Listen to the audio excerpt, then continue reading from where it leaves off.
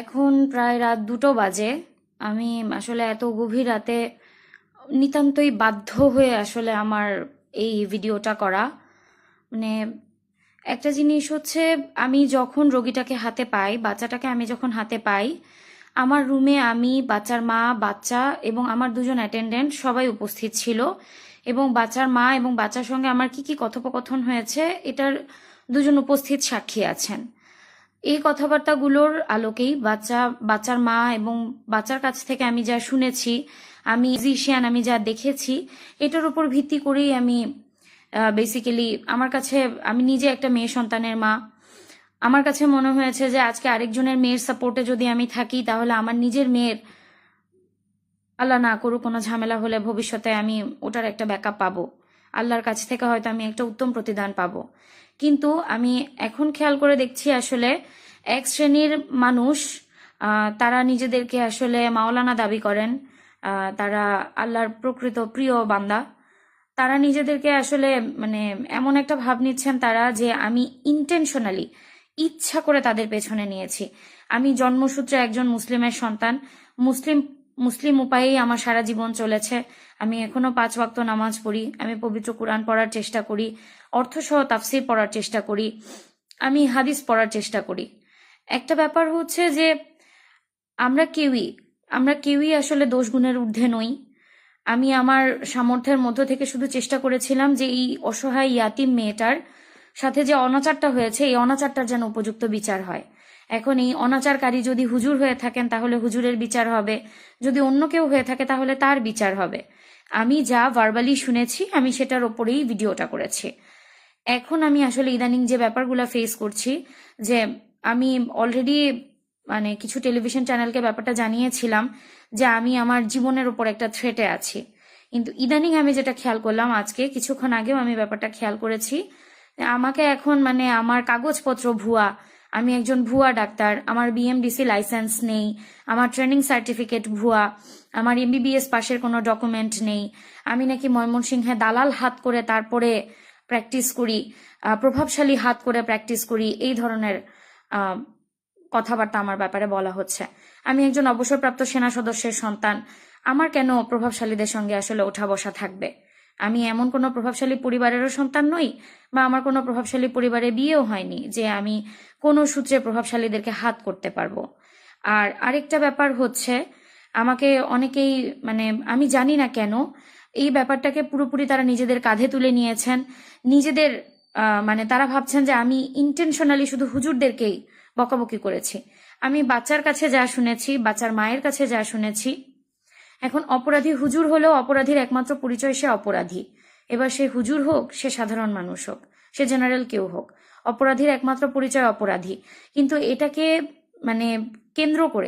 কেন্দ্র করে আসলে আমার এগেনস্টে যে প্রোপাগান্ডাগুলো ছড়ানোর চেষ্টা করা হচ্ছে, আমার মানে ভাবতে খুব খারাপ লাগছে। একজন চিকিৎসকের জন্য এটা খুব দুঃখজনক অভিজ্ঞতা যে আমার এখন মিডিয়া ট্রায়ালে আসলে নিজের লাইসেন্স নিয়ে কথা বলতে হবে, নিজের ট্রেনিং নিয়ে কথা বলতে হবে, নিজের পড়াশোনা নিয়ে কথাবার্তা বলতে হবে।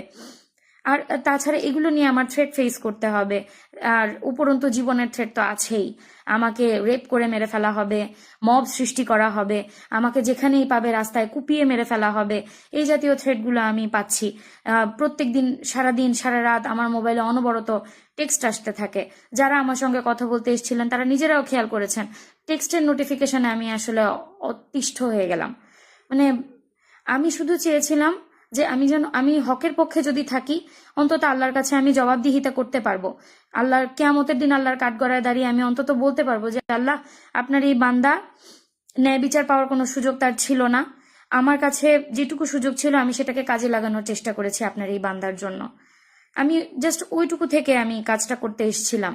কিন্তু আমি আসলে এখন যা ফেস করছি, আমি এখন হাড়ে হাড়ে বুঝতে পারছি আসলে কেন বাংলাদেশে কোনো অপরাধের বিচার হয় না, কেন বাংলাদেশে কোনো অপরাধের বিচার হয় না, অপরাধের এগেনস্টে কেউ কেন আওয়াজ তোলে না।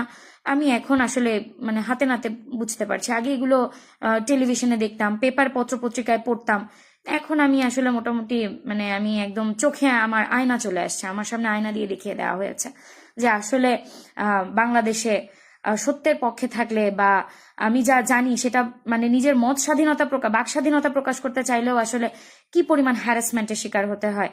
মানে এখন আমি এমনও একটা থ্রেট পেয়েছি যে আমার কাগজপত্র ভুয়া, আমার বিএমডিসি লাইসেন্স নাকি ভুয়া, আমার ট্রেনিং নাকি ভুয়া, এগুলো সবকিছু নিয়ে তারা নাকি বিএমডিসিতে যাবেন, তারা বিভিন্ন ডক্টরদের কমিউনিটিতে পোস্ট করবেন, তারা আমাকে মানে পাবলিকলি ডিফেম করার যতটুকু আছে, মানে এখন তারা কাইন্ড অফ আমাকে আত্মহত্যার দিকে ধাবিত করতে চাচ্ছেন। আমি একজন মুসলিমের সন্তান, আমি শেষ পর্যন্ত মানসিকভাবে শক্ত থাকতে চাই, কিন্তু আমাকে এভাবে হ্যারাস করতে থাকলে আসলে আমি কতদূর শক্ত থাকতে পারবো আমি জানি না। আর আমি এই ব্যাপারটাতে আসলে এখন প্রশাসন এবং আমাদের মাননীয় প্রধানমন্ত্রীর হস্তক্ষেপ চাচ্ছি, যে আপনারা অন্তত আমাকে একটু সাহস দিন, একটু ভরসা দিন, আমাকে একটু সাপোর্ট দিন। আমি শুধুমাত্র অন্যায়ের বিপক্ষে কথা বলতে চেয়েছি, আর কোনো কিছু না। আমি যেটুকু শুনেছি, যেটুকু জেনেছি, একজন ডাক্তার হিসেবে আমি বাচ্চাটাকে টেস্ট করে যা পেয়েছি, আমি ওগুলো নিয়েই শুধুমাত্র কথা বলতে চেয়েছি। এখন এটা যদি আসলে অপরাধ হয়, বাকস্বাধীনতা, মত প্রকাশ করার ব্যাপারটা যদি অপরাধ হয়, তাহলে মানে আসলে আমার আর কিছুই বলার নেই। আর এখন আমার আসলে যে মানসিক পরিস্থিতি, আমার নিজের ছোট ছোট বাচ্চা আছে, আমার ফ্যামিলি আছে, আমার একটা পারিবারিক রেপুটেশন আছে, আমার এখন মানে আসলে আমি বুঝতে পারিনি যে হক চাইতে গেলে বা অন্যায়ের বিপক্ষে কথা বলতে গেলে আসলে নিজের পরিবারকে পুলসিরাতে দাঁড় করিয়ে দিতে হয়, এটা আমার জানা ছিল না। আমি এখন চাইবো মাননীয় প্রধানমন্ত্রী, দেশনেতা জনাব তারেক রহমান, আপনি আমাকে একটু দয়া করে সাপোর্ট দিন, একটু এদেরকে প্রতিহত করার চেষ্টা করুন। সত্যটা যত দ্রুত সামনে আসে। অপরাধী কেন এখনো পুলিশকে ধরা দিচ্ছে না? অপরাধী পুলিশকে ধরা দিক, বাচ্চাটার জন্ম হোক, আমরা ডিএনএ টেস্টের জন্য অপেক্ষা করি, ডিএনএ টেস্ট আসুক, ডিএনএ টেস্টই প্রমাণ করে দিবে। এবং আমি এখনো এটা বলে যাচ্ছি যে যদি আমার কখনো আমি এমন পাই যে ডিএনএ টেস্টে আসলো যে হুজুর এখানে দোষী না, বাচ্চার মা এবং বাচ্চা আমাকে মিথ্যে কথা বলেছে, আমি পাবলিকলি ক্ষমা চাইতে বাধ্য। আমি আমি তাদের শোনা কথায় বিশ্বাস করেছি, শোনা কথায় বিশ্বাস করে আমি না, শুধু আমার সঙ্গে আমার দুজন অ্যাটেন্ডেন্ট ছিলেন, তারাও সবকিছু শুনেছেন। এবং যে হাসপাতালে বাচ্চাটার পরীক্ষা হয়েছে ওই হাসপাতালেও জানাজানি হয়ে গেছে।